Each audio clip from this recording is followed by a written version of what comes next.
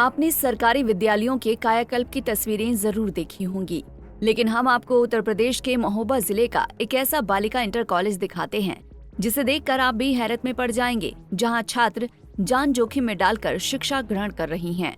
जिसने भी इन तस्वीरों को देखा वो शिक्षा विभाग की लापरवाही पर सहम गया। खंडहर में चल रहा स्कूल छात्राओं की जिंदगी से खिलवाड़ कर रहा है। महाविद्यालय कम, भूतिया महल ज्यादा लगता है।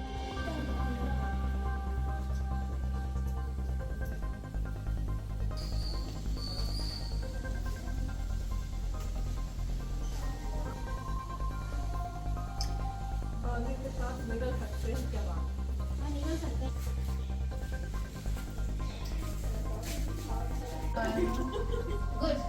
And verb and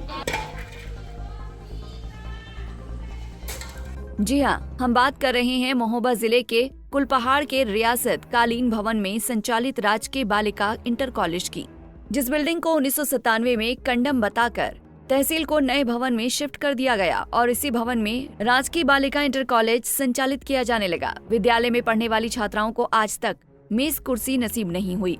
प्राइमरी विद्यालयों की तरह छात्राएं आज भी जमीन पर बैठकर शिक्षा ग्रहण कर रही हैं। लेकिन इन छात्राओं के सामने सबसे बड़ी समस्या विद्यालय की जर्जर बिल्डिंग है, जिसकी छत आए दिन टूटकर गिरती रहती है, जिसमें कई बार छात्राएं घायल हो चुकी हैं।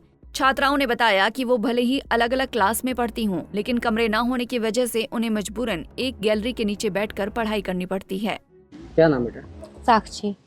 साक्षी कौन सी क्लास में पढ़ती हो? 9th। अच्छा, क्या हालात है स्कूल के? स्कूल के हालात बहुत बुरे हैं। ये यहाँ पर मतलब कुछ भी, स्कूल भी नया नहीं है, मतलब बैठते हैं तो डर लगता है कि छत गिर ना जाए। आपको बता दें कि ये विद्यालय किसी अजूबे से कम नहीं है। यहाँ कक्षा 9 से 12 तक की सभी छात्राएं एक गैलरी में एक साथ बैठकर पढ़ाई करती हैं। छात्राओं ने बताया कि बारिश के मौसम में विद्यालय में जहरीले कीड़े निकलते हैं और अगर तेज बारिश हो गई तो टपकती छत के कारण विद्यालय की छुट्टी हो जाती है। बेटा क्या नाम है? मेरा नाम साक्षी है। मैं क्लास 12th में पढ़ती हूँ। मेरे स्कूल का नाम government girls college inter college है। हमारे स्कूल में दिक्कत है कि हमारे स्कूल मतलब अच्छा नहीं है। यहाँ पे खंडर टाइप का है, छतों से पानी भी चूता है और हमारे यहाँ पे लैब नहीं है, जिससे हमें दिक्कत होती है। कोई प्रैक्टिकल वगैरह नहीं हो पाते हैं और हमारे यहाँ पे क्लासेस अलग नहीं लग पाती हैं, एक ही साथ लगती हैं क्लासेस, जिससे डिस्टर्ब होते हैं सब बच्चे। और हमारे यहाँ पे टीचर की कमी भी हो रही है, क्योंकि टीचर जा रहे हैं हमारे स्कूल से। क्या कुर्सी वगैरह या कुछ नहीं? मेज कुर्सी नहीं, कुछ भी नहीं, हम लोग नीचे बैठते हैं।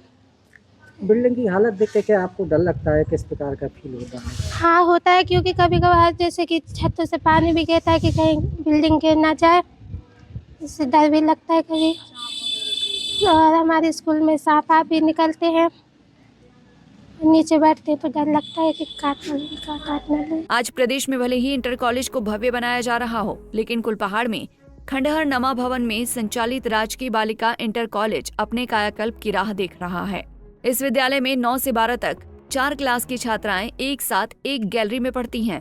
छात्राओं ने बताया कि जब मैडम पढ़ाती हैं तो ये भी समझ में नहीं आता कि क्या पढ़ रहे हैं और कौन सी क्लास का पढ़ाया जा रहा है। कौन सा विद्यालय है? क्या हालात है? इस विद्यालय का नाम राजकीय इंटर कॉलेज कुलपहाड़, राजकीय बालिका इंटर कॉलेज कुलपहाड़ है। और पहले मैं जनतंत्र स्कूल में पढ़ती थी। वहाँ की कंडीशन इस स्कूल से बहुत अच्छी है। यहाँ पर डेस्क भी नहीं है बैठने के लिए और लैब भी नहीं है यहाँ पर। वहाँ पर मतलब सब्जेक्ट चेंज ना होने की वजह से मैंने यहाँ पर एडमिशन लिया था। मुझे बायो लेनी थी, वहाँ पर नहीं मिल रही थी, तो मैंने सोचा मैं इस स्कूल में पढ़ूँ। लेकिन यहाँ के हालात तो उस स्कूल से भी बहुत ख़राब है। यहाँ एक तो टीचरों की बहुत कमी है और यहाँ पर लैब भी नहीं है बच्चों के लिए ठीक से बैठने के लिए, क्लास भी नहीं है यहाँ पर और डेस्क भी नहीं है बच्चों के लिए।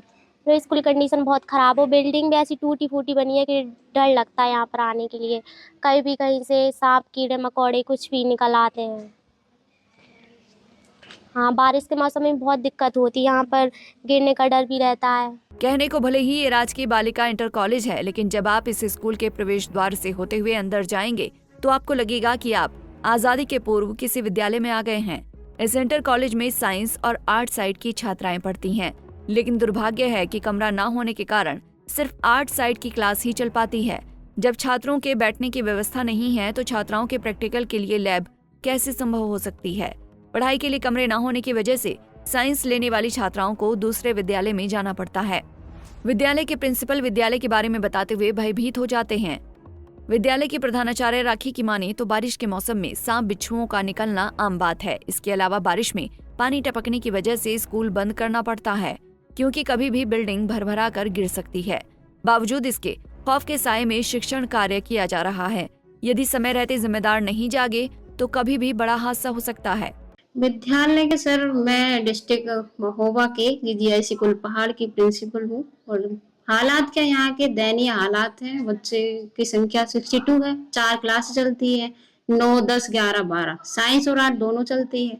और साइंस के बच्चों को पता है लैब की कोई व्यवस्था नहीं है और यही है कि इस लैब में सामान की जरूरत पड़ेगी और सामान भी नहीं है, आता है तो रखने की कोई व्यवस्था नहीं, कहाँ रखें सामान को।